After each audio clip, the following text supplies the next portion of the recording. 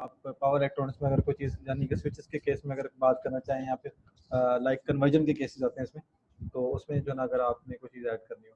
अच्छा जी, सबसे पहले ना मैं इसमें 1-2 चीज़ें ऐड कर दूँ सबसे पहले पावर इलेक्ट्रॉनिक्स को स्टार्ट करने से पहले ना, कि इसमें एक चीज़ तो आपको पता होना चाहिए कन्वर्जन जो है ना वो किस-किस तरह की होती है और like AC to AC conversion जो है ना उसको क्या कहते हैं और एसी टू डीसी कन्वर्जन उसको क्या कहते हैं। ठीक है जी?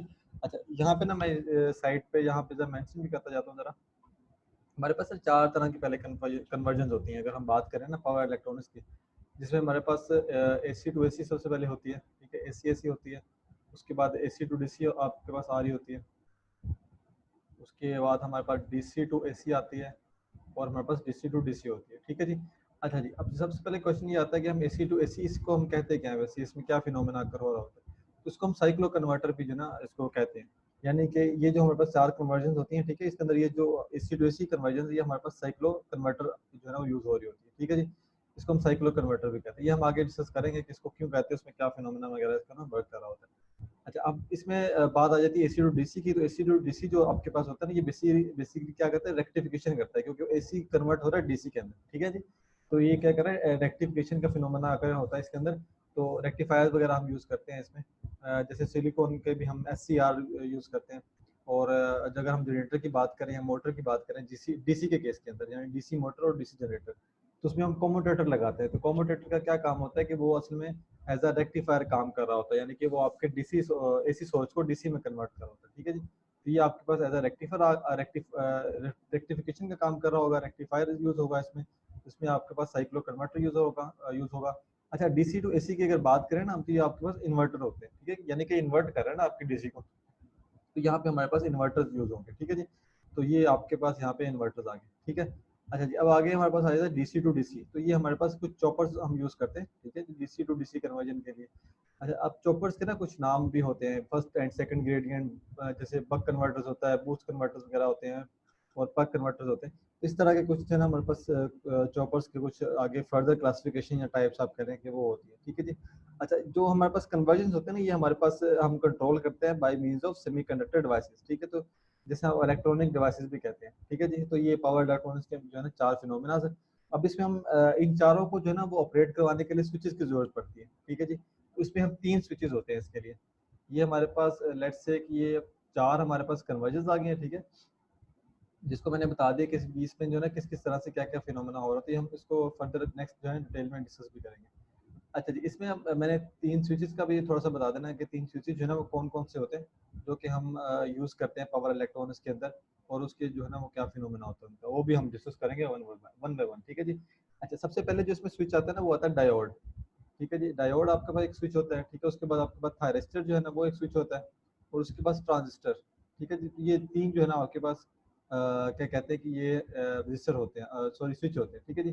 तो ये स्विच है ना वो ऑपरेट कर रहे होते हैं। अच्छा, अगर इसमें मैं थोड़ा-सा ना बेसिक को यहाँ पे बताऊँ आपको कि बेसिक को अगर थोड़ा-सा डिस्कस किया जाए कि स्विचेस के क्या बेसिक होता है, इसमें क्या फिनोमेना होता है, ठीक है? तो इसमें मैं सबसे पहले अगर डायोड की बात करूँ लेट्स से, जो डायोड आपके पास होता है ना, तो ये बेसिकली अनकंट्रोल स्विच होता है। ये क्यों होता है? क्योंकि इसके अंदर हम इसको कंट्रोल नहीं करते, इसकी ऑन और ऑफ स्टेट को ना हम कंट्रोल नहीं कर सकते, इसलिए हम इसको जो है ना डायोड को अनकंट्रोल स्विच भी कहते हैं, ठीक है जी?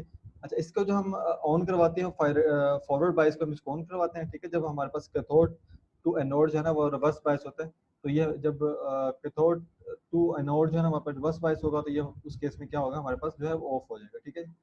तो फॉरवर्ड के केस में कैथोड टू एनोड जब फॉरवर्ड बायस होगा, तो उस केस में हमारे पास क्या होगा, ये ऑन हो जाएगा, ठीक है जी? तो इस तरह से हम इसकी ऑन और ऑफ की वर्किंग करवा रहे होते हैं। अच्छा, इसमें अब जो हमारे पास नेक्स्ट आ जाता है थायरिस्टर। थायरिस्टर जो है ना इसको हम कहते हैं कि ये हमारे पास कंट्रोल डिवाइस होती है। उसको कंट्रोल क्यों कहते हैं? यानी कि इसका ऑन और इसका ऑफ दोनों स्टेज को ना हम कंट्रोल कर सकते होते हैं, ठीक है? वो हमारी मर्जी है, तो उसको जो है ना अपनी मर्जी से कंट्रोल कर सकते हैं, ठीक है? तो ये हमारे पास कंट्रोल कर सकते हैं इसको।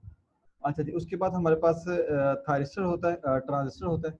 अच्छा, ट्रांजिस्टर जो होता है ये हमारे पास फुली कंट्रोल होता है, ठीक है जी? अच्छा, इससे जो है ना थायरिस्टर थायरिस्टर में सम टाइम ये होता है कि हम इसके ऑन स्टेट को जो है ना वो कंट्रोल कर सकते हैं इसमें, थायरिस्टर में, लेकिन इसकी ऑफ स्टेट को ना हम कंट्रोल सम टाइम नहीं कर पा रहे होते, ठीक है?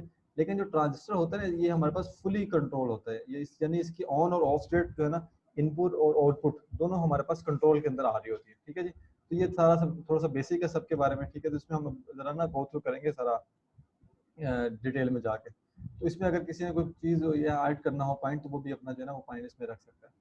अच्छा जी, अब इसमें ना सबसे पहले थायरिस्टर की बात करते हैं। अच्छा, थायरिस्टर को ना हमारे पास इसका दूसरा नाम जो है ना वो एससीआर भी है, यानी कि सिलिकॉन कंट्रोल रेक्टिफायर भी कहते हैं, ठीक है जी। अच्छा, इसमें ना एससीआर होता है इसमें। अच्छा, इसमें सबसे पहले तो ना आपको पता होना चाहिए कि इसमें टर्मिनल्स कितने होते हैं और लेयर्स कितनी होती है, क्योंकि इसका जो क्वेश्चन है वो समटाइम आ जाता होता है। अच्छा, इसमें सबसे पहले ना 3 टर्मिनल्स होते हैं, ठीक है जी, और उसकी 4 लेयर्स होती हैं। अच्छा, इसके ना J1, J2, J3 इसके टर्मिनल भी यहाँ पे शो हुए हैं, या इसकी 4 लेयर्स P1, N1, P2 और N2 जो है ना इसके 4 टर्मिनल जो है वो भी शो हुए हैं, यानी कि इसके अंदर पी एन जो है ना वो इस तरह का वर्किंग प्रिंसिपल इसके पास हो रहा होता है। अच्छा, इसके जो है ना वो अगर ऑन साइकिल की बात करें, इसका जो ऑन साइकिल जो है ना वो मैंने जैसे कि बताया था, ऑन साइकिल इसका कंट्रोल होता है, और ऑफ साइकिल जो हमारे पास होता है वो अनकंट्रोल होता है, यानी कि ये थारिस्टर है। तो ये हमारे पास फुली कंट्रोलेबल जो है ना डिवाइस नहीं होती, जो कि मैंने अभी बात की थी, ठीक है जी। अच्छा, अब इसका अगर बात करें कि इसको हम ऑपरेट कैसे करवाते हैं, ठीक है, तो ऑपरेट करवाने का इसका थोड़ा सा तरीका होता है कि इसका जो हम गेट जो है ना उसको ट्रिगर करते हैं, ठीक है, यानी कि उसके गेट पे हम एक पल्स जनरेट करते हैं, ठीक है, तो वो पल्स जनरेट करने की वजह से क्या होता है, करंट फ्लो करता है एनोड टू कैथोड, ठीक है जी। ये हमारे पास गेट है, इसके ऊपर जो है ना हम पल्स देते हैं, और ये जो हमारे पास एनोड है, एनोड टू कैथोड जो है ना हमारे पास करंट फ्लो करना शुरू हो जाता है, ठीक है जी। अच्छा, इसमें एक इंपॉर्टेंट क्वेश्चन ये है कि जो नॉर्मल कंडीशन में क्वेश्चन आ जाता है कि जो करंट होता है, जब आपकी नॉर्मल कंडीशन है, लाइक अगर हम नॉर्मल कंडीशन में ना गेट पे कोई पल्स नहीं देते, तो उस केस में आपका जो ये डायोड है, ये सॉरी ये आपका जो थारिस्टर है, इसके अंदर जो है ना वो करंट किस तरह से फ्लो कर रहा होगा। तो ये ऑन जो है ना नॉर्मल कंडीशन के केस में नेगेटिव करंट जो है ना अनोड टू कैथोड जा रहा होगा, यानी यहाँ से इस तरफ जो है ना वो नेगेटिव करंट जा रहा होता है। तो ये इसमें एक आपने बात याद रखनी है। अच्छा, अब इसमें अगर हम बात करें ना कि कंट्रोल की, ये मैंने जो इसमें स्पेशली बात की थी कि कंट्रोल वगैरह की इसमें हो रहा होता है, इसका मैं थोड़ा सा आपको ना यहाँ डिटेल में बताया, तो उसको हम कैसे कंट्रोल वगैरह करवाते हैं। अच्छा, पहले ना बात करते हैं इसमें कि कंट्रोल की। अच्छा, इसके कंट्रोल को मैंने बताया था कि या तो हम दो तरह से कंट्रोल कर सकते हैं किसी भी स्विच को, या तो हम उसके इनपुट को करें कंट्रोल, या फिर आउटपुट को करें, या फिर दोनों को करें, या फिर दोनों को ही ना करें, ठीक है जी। जैसे डायोड के केस में हम उसको कंट्रोल अनकंट्रोल होता है, क्योंकि हम कंट्रोल ही नहीं कर पा रहे होते। अच्छा, अब इसमें ना क्या होता है कि हमारे पास इनपुट जो है वो कंट्रोल होती है, लेकिन आउटपुट जो है ना वो हमारे कंट्रोल में नहीं होती, ठीक है जी, क्योंकि इनपुट में हम स्विच गेट के थ्रू पल्स दे रहे हैं। अब पल्स के बारे में हम थोड़ा सा डिस्कस करेंगे। अच्छा जी, अब इसमें क्या होता है कि यहाँ पे मैं थोड़ा सा ना एक ग्राफ शो कर देता हूँ। ये मेरे पास एक ग्राफ दिया हुआ है, ठीक है। इसके अंदर क्या होता है कि हमारे पास हाफ वेव जो रेक्टिफिकेशन होती है, ठीक है जी। इसका मतलब ये है कि जब हम हमारे पास आउटपुट पे 180 डिग्री हाफ वेव का मतलब ये होता है ना कि यानी इस तरह से आपके पास आ रही होगी हाफ वेव्स के ऊपर जो है ना फिनोमेना आकर कर रहा होगा, यानी कि ये स्टेबल होगा एट 180 डिग्री होगा, ठीक है, यानी कि 170 160 150 इसके ऊपर जो है ना वो ऑपरेट नहीं कर रहा होता, ये 180 पे कर रहा होता है, क्योंकि ये हाफ साइकिल के ऊपर कंडक्ट करता है। ये मैं इसकी डिस्कस कर रहा हूँ बात अभी। ठीक है जी। अब इसमें जो क्या होता है कि वो हम कंट्रोल कर सकते हैं इसको जो है ना हाफ साइकिल के थ्रू रिवर्स बायस को, यानी इसके जो है आउटपुट उसको हम कंट्रोल कर सकते हैं, लेकिन वो हम किस तरह से करते हैं उसका मैं अभी बताता हूँ कि इसमें ना एक सबसे पहले इसमें एक चीज़ आप देख लें कि इसमें फायरिंग एंगल होता है। अब फायरिंग एंगल मैंने यहाँ पे बताया कि अगर लेट्स से हमारे पास फायरिंग एंगल जो है ना वो 180 है, ठीक है, यानी 180 हमारे पास टोटल इसका साइकिल है। अगर मैं फायरिंग एंगल जो है ना 150 देता हूँ, ठीक है, अब मेरे पास आउटपुट पे कितना आ रहा होगा, 180 से माइनस करें 150, 180 माइनस 150 ये हमारे पास 30 आता है, ठीक है, यानी मेरे पास जो आउटपुट पे आ रहा होगा ना वो 30 डिग्री का साइकिल जो है ना वो जनरेट हो रहा होगा, ठीक है। तो ये क्वेश्चन बहुत इंपॉर्टेंट है। ये पूछा भी जाता है कि अगर लेट से मैंने अपने थायरिस्टर के गेट पे जो है ना वो 120 का डिग्री का जो है ना वो फायरिंग एंगल दिया है, तो मुझे बताया कि इसके आउटपुट के ऊपर जो है कितने डिग्री एंगल का जो है ना वो आउटपुट का साइकिल मिल रहा होगा, ठीक है जी। तो इस केस में क्या होता है, इस केस में फिर जो है ना हम इसको कंट्रोल डिवाइस के अंदर जो है ना वो काउंट कर लेते हैं, ठीक है जी। तो ये आपने इसमें एक बात याद रखनी है। अच्छा जी, इसके अंदर और ठीक है जी, ठीक है। अच्छा, इसमें ना अच्छा इसमें एक चीज़ और आ जाती है कि हमने इसको कंट्रोल क्यों करना होता है। अच्छा, इसको कंट्रोल क्यों करते हैं, क्योंकि हमने इसको ना यूज़ करना होता है थायरिस्टर को लार्ज करंट के लिए यूज़ करना होता है, लार्ज करंट को हैंडल करने के लिए, क्योंकि हमारे पास स्विच है। तो स्विच का मतलब क्या होता है कि स्विच को हम ऑन और ऑफ स्टेट के लिए यूज़ कर रहे होते हैं, ठीक है जी। लाइक जैसे अगर हम मोटर की बात करते हैं, ड्राइव्स की बात करते हैं, तो उस केस में हम थायरिस्टर को यूज़ करते हैं। अब थायरिस्टर का मैंने आपको बता दी कि उसको जो ना ऑन ऑफ की कंट्रोल की आपके अंदर कैपेसिटी होनी चाहिए, कि आपको पता होना चाहिए कि उसको ना हम ऑन और ऑफ दोनों स्टेट में हम उसको कंट्रोल कर सकें, ठीक है जी। तो बस ये थायरिस्टर में यही चीज़ है। अच्छा, इसमें ना एक चीज़ आ जाती है कि क्वेश्चन आ जाता है, सबसे बड़ा बहुत जो इम्पोर्टेंट क्वेश्चन है वो ये आता है कि हमारे पास ना मेथड्स बताएं इसको ऑन करने के थायरिस्टर को ना। तो इसके अभी मैं मेथड थोड़ा सा डिस्कस कर लेता हूँ। हम थोड़ा सा ना इसमें एक चीज़ ऐड कर लेते हैं कि ना जब हमारे पास जो गेट टर्मिनल होता है, हमारे पास जो थायरिस्टर का ना जब एक गेट टर्मिनल पे हम कोई भी फायरिंग एंगल देते हैं तो वो किस स्टेट में आ जाता है, इसके वो कुछ एमसीक्यूज हमें दे सकता है क्वेश्चन के अंदर ना, कि वो हमारे पास टर्मिनल स्टेट में आता है, कंडक्शन स्टेट में आता है, अनकंडक्शन स्टेट में आता है, किसके स्टेट में आ जाता है। तो जब भी हम टर्मिनल हमारे जो गेट है उसके जब ऊपर हम फायरिंग एंगल देखेंगे, इसका मतलब क्या होगा कि नोड टू कैथोड जो है ना करंट फ्लो करना स्टार्ट हो जाएगा, ठीक है, यानी कि वो कंडक्शन स्टेट में आ जाएगा। तो इसका जो आंसर है ना वो कंडक्शन स्टेट है, ठीक है जी। ये एक हमारे पास यहाँ पे एक इम्पोर्टेंट क्वेश्चन है। ठीक है जी। अच्छा, इसके बाद एक क्वेश्चन आ जाता है कि सपोज करें कि आपके पास फायरिंग एंगल है थायरिस्टर का 30 डिग्री, ठीक है जी। तो उसमें जो रिमेनिंग है आउटपुट के ऊपर वो कितने हमारे पास angle voltage to current ratio जो है ना वो कितना एंगल का मिल रहा होगा, तो वो हम 150 लिखेंगे क्योंकि 30 माइनस 180 जो है ना वो 150 आ जाएगा उसका आंसर, ठीक है। अच्छा, इसमें कोई चीज़ ऐड करनी है मेहरान आपने, अगर इसमें कोई ऐड करनी हो चीज़?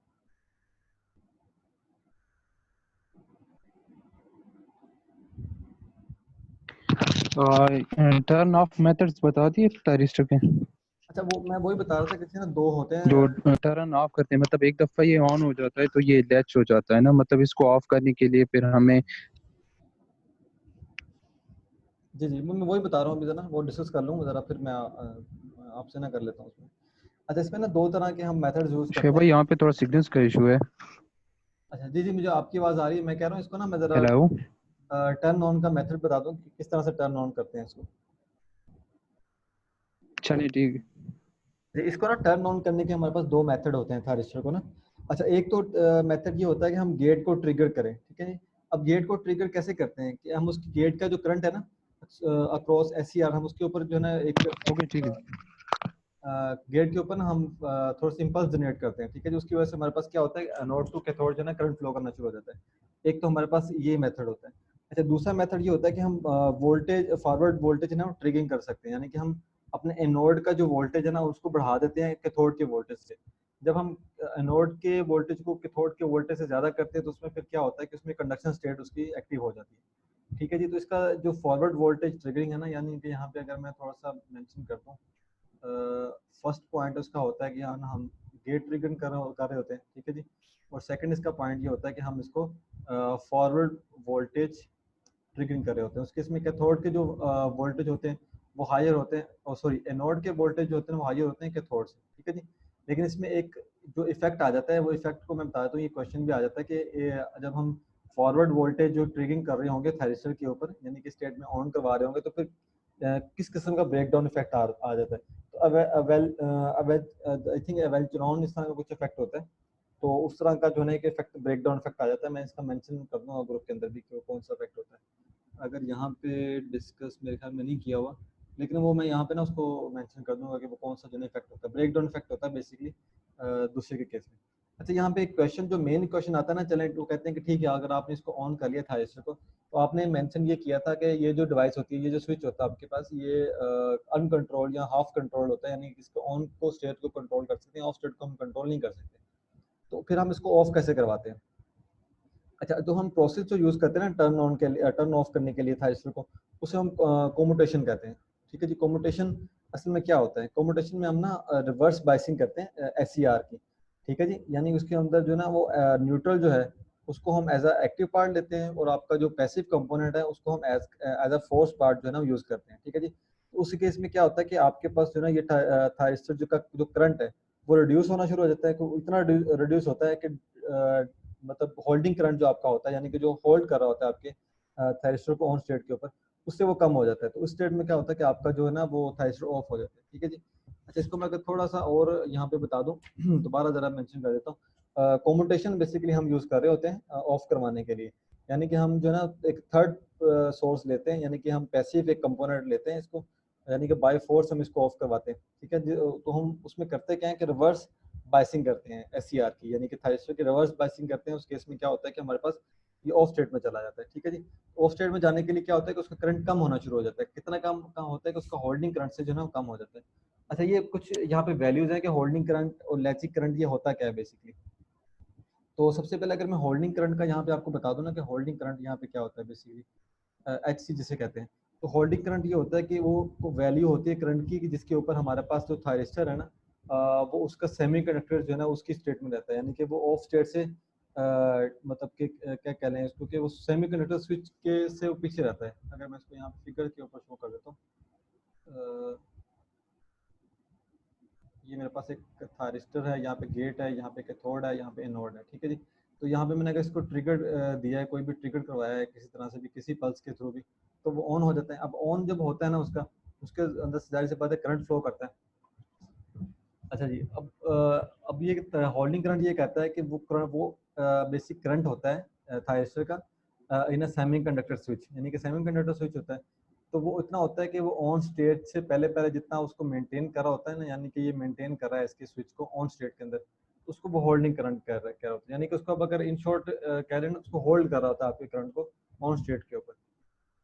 अच्छा जी, दूसरा एक उसमें कहा जाता है लैचिंग करंट के बारे में। अच्छा, लैचिंग करंट जो है ना वो इम्पोर्टेंट है यहाँ पे। लैचिंग करंट कब पूछा जाता है, तो लैचिंग करंट ये होता है कि वो आपके थायरिस्टर को इंश्योर करवाता है कि जो कि इसके अंदर जो आपकी थायरिस्टर है ना वो ऑन स्टेट के ऊपर वर्क कर रहा है, यानी के अंदर, यानी इसके अंदर जो आपकी ड्राइव होती है ना, अगर हम उसको रिमूव ना करें, उसको एक्टिव रख के रखें, तो उसके अंदर जो है ना हमारा थ्रेशर ऑन स्टेट में रहेगा। तो उसका लैचिंग का कुछ करंट आ रहा होता है, यानी कि वो लैच कर रहा होता है उसके अंदर से।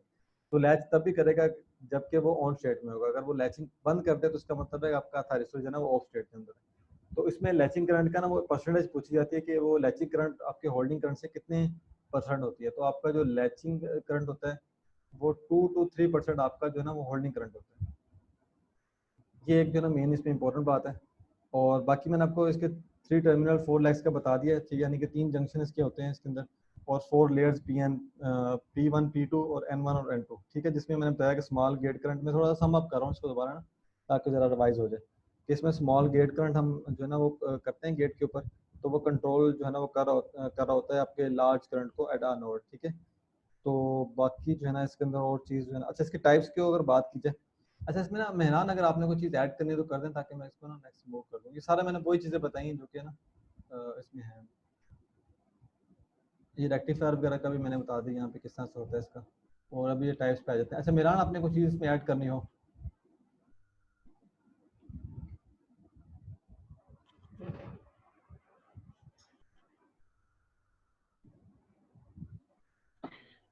शुएब भाई, इसमें मेजर कोई चीज ऐसी नहीं है, लेकिन ये हमेशा। जी, आवाज आ रही है? जी जी, आ रही है आवाज़। हेलो। जी जी, आवाज आ रही है? जी जी, आ रही है आवाज़, आ रही है।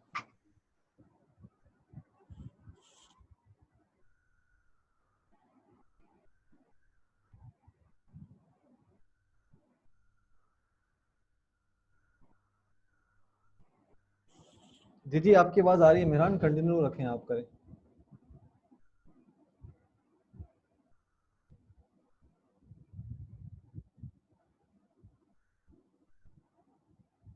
आई थिंक उसका उनका ना ज़रा इंटरनेट का इशू है यहाँ पे। तो मैं यहाँ पे थोड़ा सा सम अप कर देता हूँ, फिर हम जो है ना ग्रुप में डिस्कस कर लेंगे। आई थिंक थोड़ा सा इंटरनेट का इशू आ रहा है उनकी तरफ से। अच्छा, थायरिस्टर की ना कुछ टाइप्स होती हैं यहाँ पे ना वो मेंशन भी किए हुए हैं। यहाँ पे LASCR होती है टाइप एक पास आपके पास, सिर्फ आपने ये टाइप्स देखनी है सिर्फ। इसमें से जो क्वेश्चन आता है ना वो ये आ जाता है कि आपके पास LASCR जो आपके पास होती है वो किसके एप्लीकेशन के लिए यूज़ होती है, ठीक है। तो ये आपके पास जो है ना HV DC ड्राइव के लिए ऑटो कपलर की जो है ना वो उसके लिए जो हम यूज़ कर रहे होते हैं। तो उसके बाद रिवर्स कंडक्टिंग थायरिस्टर है, जैसे RCT कहते हैं। उसके बाद GAIT जो है ना ये इस तरह के थायरिस्टर हैं, ठीक है जी। तो GA और इस तरह उसके बाद ये turn gate turn off thyristor यानी GTO, ये आया था NTS के अंदर। किसके बारे में पूछा गया था कि ये हमारे पास फुली कंट्रोल होते हैं, यानी कि इसके अंदर जो लीकेज होता है ना वो आपके पास मोर लीकेज होता है, ये आपका ये वाला जो होता है, ठीक है जी। उसके बाद ये हमारे पास स्मॉल एप्लीकेशन के लिए यूज़ होते हैं, ये भी आपने इसमें याद रखना है। बाकी ASCR जो होता है वो हमारे पास हाई फ्रिक्वेंसी के लिए यूज़ होते हैं, ये आप देख लीजिएगा।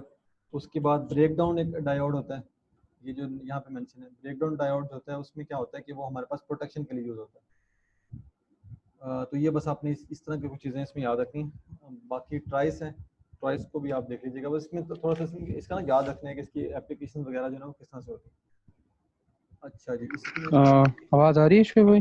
जी जी, आ रही है आवाज़ आपकी। असल में एक चीज जरूर ऐड करना है कि ये हमेशा थायरिस्टर जो है ना वो विथस्टैंड करता है लार्ज वोल्टेज और लार्ज करंट को। और इसकी जो वैल्यूज होती हैं वो 1 kV से अबव पे शुरू होती हैं। जो करंट की वैल्यू है वो मोर देन 100 एम्पेयर है, और जो वोल्टेज की वैल्यू है वो 1 kV से अबव है। कभी कभी ये आ जाता है कि कितने करंट और वोल्टेज को मिनिमम जो है ना वो विथस्टैंड कर सकता है। और दूसरा जो टाइप्स में आता है वो एक और टाइप है इसकी, जो जिसको हम कहते हैं स्टैटिक इंडक्शन थायरिस्टर, सिथ जिसका नाम है SITH। तो वो बेसिकली यूज होता है हाई वोल्टेज और हाई करंट एप्लीकेशंस में। और ये MCQ मतलब एक डिस्कोर्स के MCQs में भी आया था उसमें टेस्ट में। तो ये भी इसमें नहीं था, तो इस वजह से मैंने कहा ये भी ऐड कर दूं, स्टैटिक इंडक्शन थायरिस्टर, ये भी पढ़ देना थोड़ा सा। ठीक है जी। अच्छा ठीक है। अच्छा इसमें ना बाकी वोल्टेज की सुना वो सॉरी आगे थायरिस्टर की रेटिंग वगैरह है, वो आप इसको खुद ज़रा रीड कर लीजिएगा सारा। इसमें वो ये जो इन्होंने थोड़ा सा मेंशन किया है, इसकी करंट की रेटिंग वगैरह किस तरह से होती है, पावर रेटिंग उसकी किस तरह से होती है। ठीक है जी। तो आगे हम नेक्स्ट ट्राइस पे मूव करते हैं। तो ट्राइस हमारे पास क्या होता है बेसिकली कि इसके अंदर हम पहली बात तो किसके ना लेयर्स का पता होना चाहिए हमें, इसकी कितनी लेयर्स होती हैं और कितने टर्मिनल्स होते हैं। ठीक है जी। तो इसके बेसिकली हमारे पास 5 लेयर्स होते हैं। ये सेमी कंडक्टर जो हमारे पास डिवाइस है, और ये इसका जो इम्पोर्टेंट जो है ना ये कि किस कोऑर्डिनेट में जो है ना ऑपरेट करती है। ठीक है, ये क्वेश्चन हमारे पास आ जाता है कि ये हमारे पास फर्स्ट और ये थर्ड, ये दो जो है ना कोऑर्डिनेट्स में जो है ना ये वर्क करती है। ठीक है। बाकी इसमें एक ये आ जाता है क्वेश्चन कि ये थायरिस्टर जो हमारे पास ट्राइस है, ये क्योंकि थायरिस्टर की कम्बिनेशन से बनता है, यानी कि इसमें हमारे पास दो थायरिस्टर अटैच होते हैं। यानी कि अगर हम इस फिगर को देखें ना यहाँ पे, तो यहाँ पे दो थायरिस्टर हमारे पास अटैच हुए हैं। ठीक है जी। अच्छा अब इसमें क्वेश्चन ये आता है कि हमारे पास जो थायरिस्टर दो अटैच होते हैं वो सीरीज में होते हैं, पैरेलल में होते हैं। ठीक है जी। तो ये हमारे पास ना असल में क्या कहते हैं कि ये हमारे पास पैरेलल में अटैच होते हैं। तो ये इसमें ज़रा देखने वाला है यहाँ पे। बाकी उसमें ना ऊपर एक कुछ मैंने एक चीज़ मिस कर दी है। थायरिस्टर के ना लॉसेस आपने लाजमी देख लेना है यहाँ पे, इसके ना ये लॉसेस दिए हुए हैं, तो लॉसेस आपने देख लेना है यहाँ पे यहाँ पे इस जगह पे मेंशन है। ठीक है जी। तो यहाँ पे मैं साइड पे ना मेंशन भी कर देता हूँ कि थायरिस्टर के पावर लॉसेस जो है ना वो किस तरह से होते हैं, यानी कि थायरिस्टर के पावर लॉसेस। ठीक है। अच्छा जी, उसमें सबसे पहला जो पॉइंट ना वो ये होता है कि आपका जो लोड करंट होता है फॉरवर्ड कंडक्शन में वो काफ़ी ज़्यादा लॉस हो जाता है। आपका जो लोड कंडक्शन होता है फॉरवर्ड के केस में वो काफ़ी ज़्यादा लॉस होता है। उसके बाद फॉरवर्ड लीकेज पावर आपके पास इसमें काफ़ी ज़्यादा होती है, इसको आपने देखना है। फॉरवर्ड जो आपके पास लीकेज होती है पावर, उसको काफ़ी ज़्यादा होती है, तो उसको प्रिवेंट करने के लिए ना हम क्या करते हैं कि हीटिंग जेल वगैरह या फ़ैन या कूलिंग इस तरह की जो है ना वो यूज़ कर रहे होते हैं, ताकि हमारे पास पावर लॉस वगैरह ना हो। तो यहाँ पे हमारे पास यह होगा वाटर कूलर वगैरह ना हम यूज़ करते हैं। ठीक है जी। तो इस तरह की सारी चीज़ें। अच्छा इसमें तीसरा जो पॉइंट है ना कि रिवर्स लीकेज जो पावर लॉस होता है वो भी हमारे पास होता है। एंड वो जो आपके पास टर्न ऑफ लॉसेस भी आते हैं, क्योंकि वो जो रिवर्स की जो लीकेज पावर होती है वो भी काफ़ी ज़्यादा हो रही होती है। ठीक है जी। और उसमें गेट की पावर लॉस होता है और टर्न ऑन पावर लॉस, ये थोड़े से समझ लेगा कांस्टेंट पावर लॉस है, गेट पावर और टर्न पावर लॉसेस। तो इस तरह के कुछ पावर लॉसेस हैं, इनको आप ज़रा देख लीजिएगा। अच्छा जी, उसके बाद प्राइस का मैंने आपको बता दिया, इसमें बस आपने उसके टर्मिनल्स वगैरह को माइंड में रखना है। सेमी कंडक्टर डिवाइस इसमें हमारे पास 3 लेयर्स हैं, 3 टर्मिनल 5 लेयर्स हैं। ठीक है जी। यानी 5 लेयर्स का मतलब ये है कि वो PNN1 की टाइप में ज़रा 5 लेयर्स होंगे। अच्छा जी, इसमें एक नेक्स्ट हमारे पास ना एक इसमें यहाँ पे आ जाता है, ये जो मैंने कोऑर्डिनेट्स की बात की थी, ये वाला जो है, इसको एज सच करने की ज़रूरत नहीं है, लेकिन आपको ना ये पता होना चाहिए कि जो हमारे पास फर्स्ट कोऑर्डिनेट है उसके ऊपर जो हमारे पास T2 टू T1 जो हमारे पास पोटेंशियल होता है वो पॉजिटिव होता है, और हमारे पास गेट टू तो जो है ना T1 जो पोटेंशियल है वो हमारे पास किस तरह से होता है। तो बस इसमें ये कुछ चीज़ें देखने वाली हैं। मेहरान अगर मुझे बता सकें आपकी, ये है टेबल इंपॉर्टेंट, यानी कि हमारे पास स्ट्राइक जो है ना वो किस तरह के ऑपरेटिंग मोड के होते हैं यहाँ।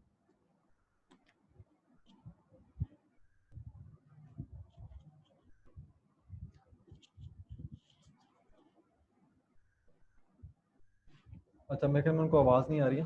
अच्छा यहाँ पे ना मैं एक चीज़ बता दूँ कि यहाँ पे जो T1 और T2 ये कुछ लोगों को शायद यहाँ पे ना कंफर्म हो कि क्या चीज़ है। जहाँ पे हमारे पास T1 है ये हमारे पास ना कैथोड है, और ये T2 हमारे पास जो है ना वो एनोड है। यानी वो कह रहा है कि कैथोड टू जो है ना एनोड टू कैथोड जो पोटेंशियल है ना वो उसका क्या होगा, वो पॉजिटिव होगा या नेगेटिव होगा। तो इन चीज़ों का ना वो आपने ज़रा देख लेना। ठीक है जी।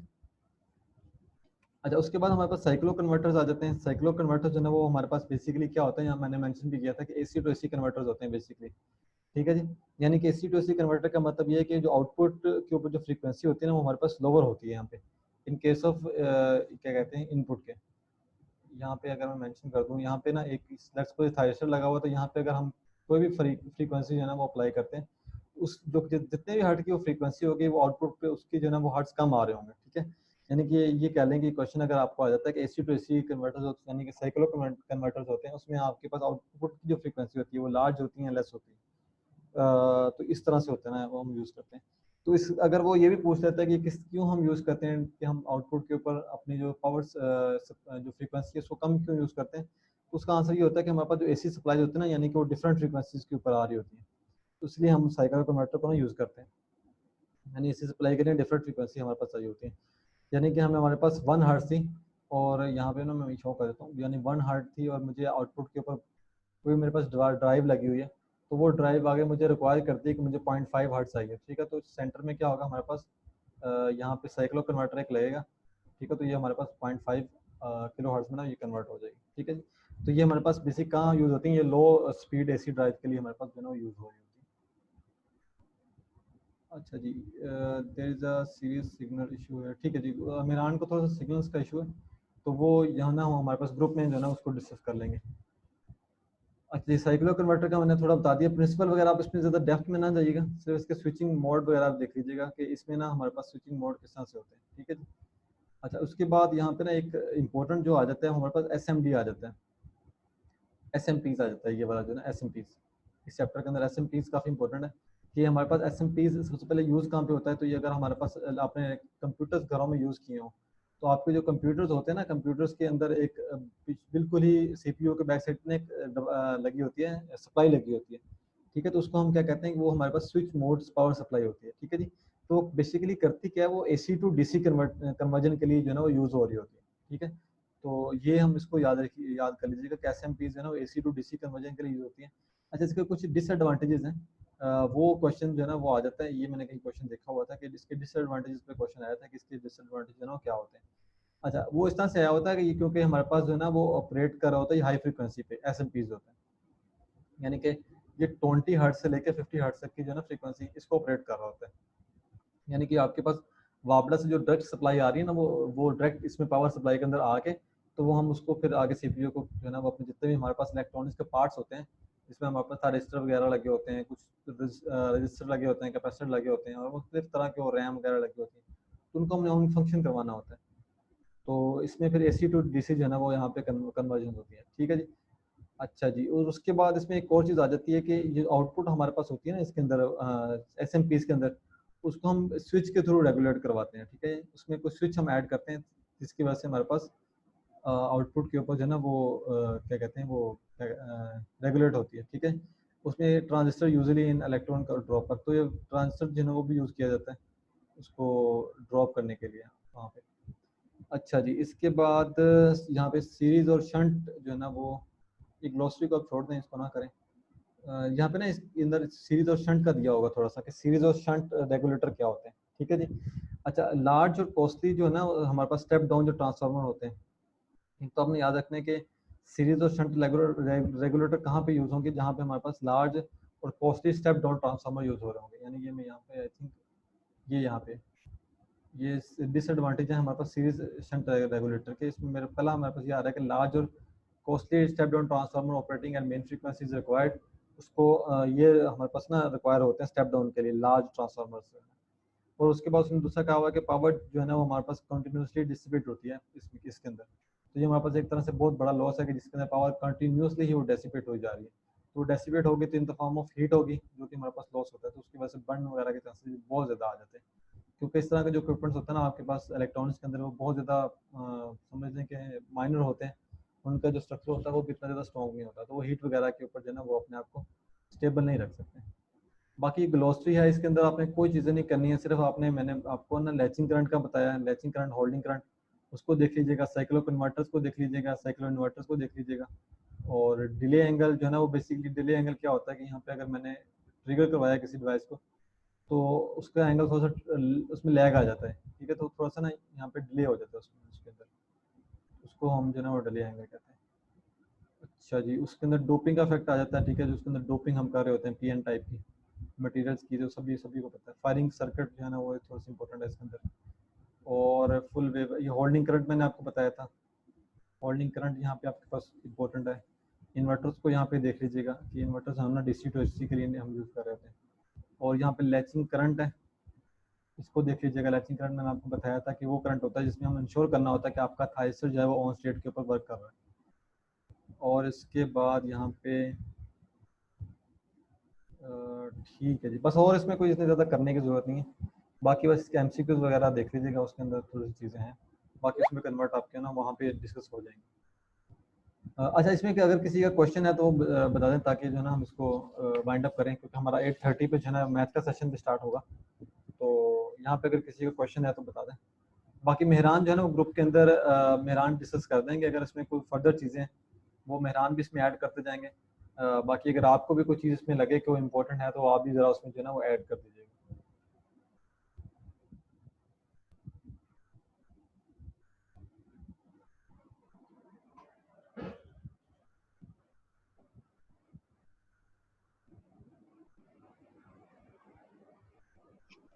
श्वेता भाई आवाज़ आ रही है? जी जी, आपकी आवाज़ आ रही है। श्वेता भाई, ये प्रोटेक्शन ऑफ एससीआर से रिलेटेड ये 5 पॉइंट्स हैं, 5 पॉइंट्स हैं, ये आपने डिस्कस किए थे। जो high DV by DT protection के लिए हम आर्सनी स्नबर सर्किट यूज़ करते हैं। किस जगह पे ये? यहाँ पे तो मेरे नहीं थे। एससीआर के अंदर है? यहाँ पे जी जी, ये प्रोटेक्शन ऑफ एससीआर एक बहुत इंपॉर्टेंट टॉपिक है। उसमें ये होता है कि एक ओवर वोल्टेज प्रोटेक्शन आ जाता है, एक ओवर करंट प्रोटेक्शन आ जाता है, एक high DV by DT protection आता है, मतलब जो वोल्टेज में सडन चेंज आता है, और एक है high DI by DT protection जिसमें करंट में सडन चेंज आता है, और एक जो लास्ट आता है वो थर्मल प्रोटेक्शन है। ये 5 चीजें हैं, ये जरूर देख लीजिएगा क्योंकि इससे रिलेटेड जो ये 2 क्वेश्चन जरूर आते हैं। एक पिछली दफा प्यास में आया था, उसमें ये पूछा गया था जो high DV by DT protection है जिसमें अगर वोल्टेज में एक सडन चेंज आती है तो उसके लिए हम कंपेंसेट करने के लिए क्या लगाते हैं। तो बेसिकली उसके लिए आरसी स्नबर सर्किट यूज होता है, पैरेलल में हम लगाते हैं रेजिस्टर और कैपेसिटर को सीरीज में कनेक्ट करके, तो पूरे सर्किट के साथ हम पैरेलल में लगा देते हैं। और जो high D I by D T protection है जिसमें सडन चेंज इन करंट आता है विद रिस्पेक्ट टू टाइम, उसको कंपेंसेट करने के लिए हम सीरीज में इंडक्टर लगा देते हैं, तो जो सडन चेंज होता है उसको जो है ना कंपेंसेट कर देते हैं। बाकी ये गूगल कर लीजिएगा, मैं लिंक शेयर कर दूंगा जहाँ से मैंने ये चीज़ें पढ़ी हैं, उसमें बहुत डिटेल्स में, और मैंने उसके अपने नोट्स बनाए थे, तो वो साइट में शेयर कर दूंगा, ये ज़रूर देख लीजिएगा। ठीक है जी। अच्छा, ये D I by D T का थोड़ा सा बता दीजिएगा, ज़रा थोड़ा सा अगर दोबारा एक्सप्लेन कर दें थोड़ा सा। बेसिकली ये होता है कि ओवर करंट प्रोटेक्शन के लिए ना उसमें ज्यादा अगर करंट एकदम से हाई चेंज आता है, सडन चेंज आता है, तो उसकी वजह से आई स्क्वायर आर लॉसेस ज्यादा हो जाते हैं ना एससीआर में। तो उसके लिए हम जनरली यूज करते हैं high D I by D T protection के लिए इंडक्टर इन सीरीज। तो एक इंडक्टर को हम सीरीज में लगा देते हैं। ये बेसिकली प्रोड्यूस करता है लोकल हॉटस्पॉट से, थोड़ा डीप में फिर बंदा चला जाता है, उससे एससीआर डैमेज होता है ना। ये हॉटस्पॉट क्रिएट कर देता है, छोटे छोटे स्पॉट्स जो है ना वो एससीआर पे आ जाते हैं, तो उसकी वजह से जो है ना वो डैमेज हो जाता है। तो उसको बेसिकली प्रिवेंट करके सिंपल सी इसमें फिनोमेना है, अगर वो कर लें, गूगल कर लें, तो बाकी वो सर्किट वगैरह उससे समझ आ जाएगी लोगों को। ठीक है। अच्छा, इसमें बाकी मेहराना ग्रुप में ना थोड़ा सा मेंशन कर दीजिएगा, क्योंकि आपने तो खैर इसमें थोड़ा सा ना डिटेल में मेरे ख्याल में डिस्कस किया होगा आपने। तो उसमें जो भी चीज़ें फर्दर ऐड करने वाले हैं तो वो भी ज़रा ऐड कर, हम जो ना ग्रुप में डिस्कस कर लेंगे। अच्छा, किसी का क्वेश्चन है यहाँ पे, ताकि हम इसको एंड करें सेशन को, अगर किसी का क्वेश्चन है तो।